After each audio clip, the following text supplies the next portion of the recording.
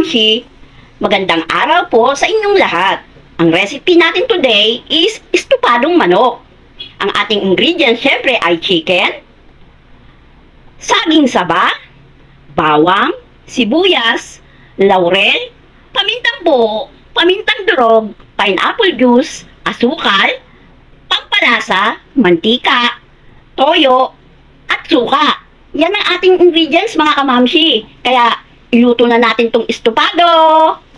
Pag mainit ng mantika, maaari na nating iprito ang ating saging saba.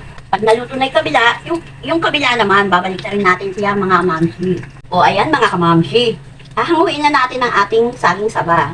Iprito na rin po natin tong manok. Ayan, mga kamamshi. Tapos tayo magprito lahat. Hinuin na natin lahat. Pagkatapos, ay magigisa naman tayo mga kamamshi. Lagyan na natin ang ating bawang, ang ating sibuyas. Ibalik natin ang ating chicken. Ihaluin lang natin ang mga kamamshi.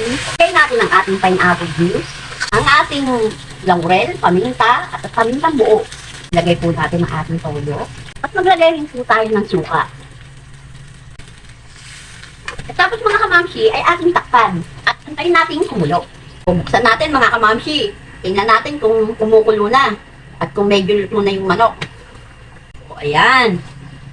Luto na siya mga kamamshi. Pero iintay natin na medyo matuyo yung sabaw. Ang pampalasa. Ayan. Maglagay na rin tayo ng asukal mga kamamshi. Mga 2 teaspoon lang na sugar. Okay na mga kamamshi. Iintay na lang nating lumapot ang sabaw at medyo matuyo. Ilagay na natin ang ating piniritong saba.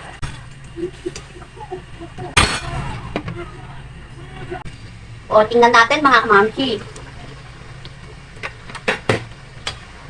O, luto na ito mga kamamshi. Maaari na natin patayin ng apoy. Luto na ito mga kamamshi. Kaya tara, kain na po tayo.